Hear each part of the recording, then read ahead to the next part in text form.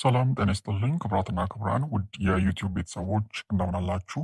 ዛሬ እንግዲህ በሌላ ቪዲዮ ተገናኝተናል። ዛሬ በዚህ ቪዲዮ ላይ እንግዲህ የምንመለከተው ስለ አጃ ነው። እንግዲህ አጃ በጣም ታምረኛ የሚባሉ የጤና ጥቅሞችን ከሚሰጡ ምግቦች መካከል አንዱ ነው። ነገር ግን ብዙ ሰው ጥቅሙን ካለማወቅና በተለያዩ እንግዲህ የመረጃ ችግሮች ምክንያት ይህንን ሳያውቅ ይቀራል። እንግዲህ ብዙም ሰው ትኩረት አይሰጠውም ማለት ነው። እንግዲህ አጃ ቀናችንን ለመጀመር ከሚመከሩ ጤናማና ገንቢ የቁርስ አይነቶች ውስጥ አንዱ ነው። እንግዲህ በውስጡ አስፈላጊ የሆኑ ንጥረ ነገሮችን፣ ፋይበርን እና አንቲ ኦክሲደንቶችን የያዘ ሲሆን አጠቃላይ የሰውነት ጤንነትን ይጠብቃል። እንዲሁም የተመጣጠነ ምግብንም እንድናገኝ ይረዳል ማለት ነው። እንግዲህ እንደ አጠቃላይ ዛሬ በዚህ ቪዲዮ ላይ አጃ የሚሰጣቸው አስገራሚ 10 አስደናቂ የጤና ጥቅሞችን ምን ምንድን ናቸው የሚለውን አንድ በአንድ በስፋት የምናየው ይሆናል ማለት ነው። እርግጠኛ ነኝ ስለ አጃ የማታውቁት ብዙ ነገሮች ይኖራሉ። እናም በዚህ ቪዲዮ ላይ የምትገረሙ ይሆናል ማለት ነው። እንግዲህ ከዛ በፊት ሁላችሁም ይህንን ቪዲዮ ላይክ በማድረግ ጀምሮ እንዲሁም ለዚህ አስተማሪ ቻናል አዲስ ከሆናችሁ ሰብስክራይብ በማድረግ ቤተሰቡን አሁን በቀጥታ ወደ ጉዳያችን ሳልፍ እንግዲህ አጃን አዘውትሮ መመገብ ከሚያስገኛቸው 10 አስደናቂ የጤና ጥቅሞች መካከል ዋነኛውና አንደኛው የመጀመሪያው ለልብ ጤንነት ጠቃሚ መሆኑ ነው።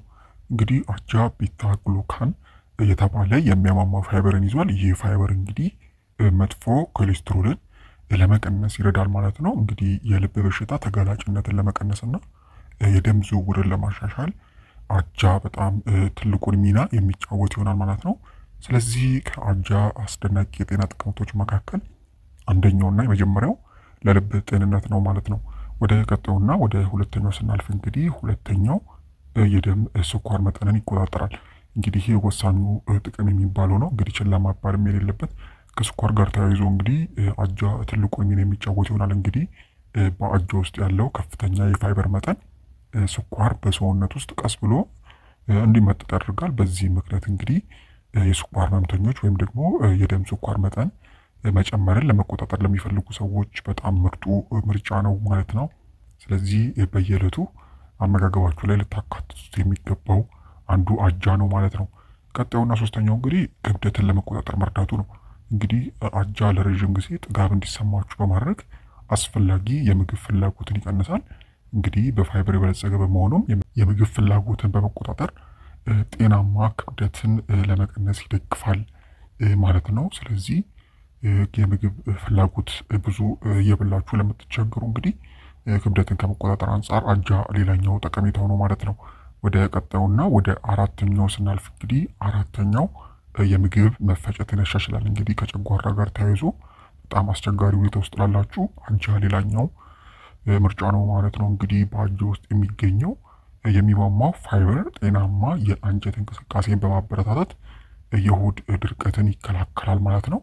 ይህም እንግዲህ የምግብ መፈጨት ስርዓታችሁን ያለ ችግር እንዲሰራ ያደርጋል ማለት ነው። ሌላው አምስተኛው እንግዲህ አስገራሚው ጠቀሜታው ጉልበትንና ኃይልን መስጠቱ ነው። እንግዲህ አጃ ቀኑን ሙሉ የተረጋጋ ጉልበት የሚሰጡ ኮምፕሌክስ ካርቦሃይድሬቶች ጥሩ ምንጭ ነው።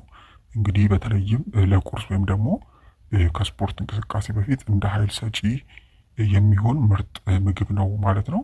ስለዚህ በተለይም በቁርስ ላይ አካባቢ ቀኑን ሙሉ ጥሩ ኃይል አግኝቶ ለመዋል እንግዲህ አጃን መመገብ አስፈላጊ ነው ማለት ነው። ሌላኛው እንግዲህ ጉልበት መስጠቱ ነው ማለት ነው።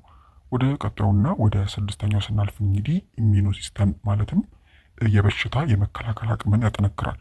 እንግዲህ በአጃ ውስጥ ያሉት ቤታ ግሉካኖች ሰውነታችን ባክቴሪያዎችና ኢንፌክሽኖችን የማዋጋት አቅሙን ያጎለብታሉ። ይህም እንግዲህ ሰውነት ጠንካራ እና በሽታ ተከላካይ እንዲሆን ያደርገዋል ማለት ነው። ወደ ቀጣዩ ስናልፍ እንግዲህ ሰባተኛ ነው የምናገኘው። ሰባተኛው እንግዲህ ለቆዳ ጤንነት ጠቃሚ ነው። እንግዲህ አጃ ደረቅ የሚያሳክክ ወይም ደግሞ የተቆጣ ቆዳን ለማስታገስ የሚረዱ አንቲ ኢንፍላማቶሪ እና አንቲ ኦክሲዳንቶች ውህዶችን የያዘ ነው። ይህም እንግዲህ ለቆዳ እንክብካቤ የሚሆኑ ምርቶች ውስጥ በብዛት ይገኛል ማለት ነው። ይህም በመሆኑ እንግዲህ ለቆዳ ጤንነት በጣም ወሳኝ ያደርገዋል ማለት ነው አጃ ማለት ነው። ወደ ቀጣዩና ወደ ስምንተኛው ስናልፍ እንግዲህ ስምንተኛው ደም ግፊትን ይቀንሳል። እንግዲህ አጃን አዘውትሮ መመገብ የደም ስሮችን አሰራር ያሻሽላል፣ እንዲሁም ከፍተኛ የደም ግፊት በተፈጥሮ ለመቀነስ ይረዳል ማለት ነው። ይህም እንግዲህ የልብና የደም ዝውውር ጤናነትን ይደግፋል ማለት ነው። ሌላኛውና ዘጠነኛው እንግዲህ በንጥረ ነገሮች የበለጸገ መሆኑ አጃን ተመራጭ ያደርገዋል ማለት ነው። እንግዲህ አጃን እንደ ማንጋኒዝ፣ ፎስፎረስ፣ ማግኒዥየም፣ አይረን እና ዚንክ ባሉ አስፈላጊ አጠቃላይ ለጤናም ጠቃሚ የሆኑ ቫይታሚኖችና ማዕድናት የተሞላ ነው ማለት ነው። እነዚህም እንግዲህ ለዕለታዊ የሰውነት ተግባራችሁ ወሳኝ ናቸው ማለት ነው። ስለዚህ ቀልጣፋና ትንሽ ቀና ያለ ወይም በራ ያለ ቀን ለማሳለፍ አጃ አስፈላጊ የሆኑ ንጥረ ነገሮችን ይዟል ማለት ነው።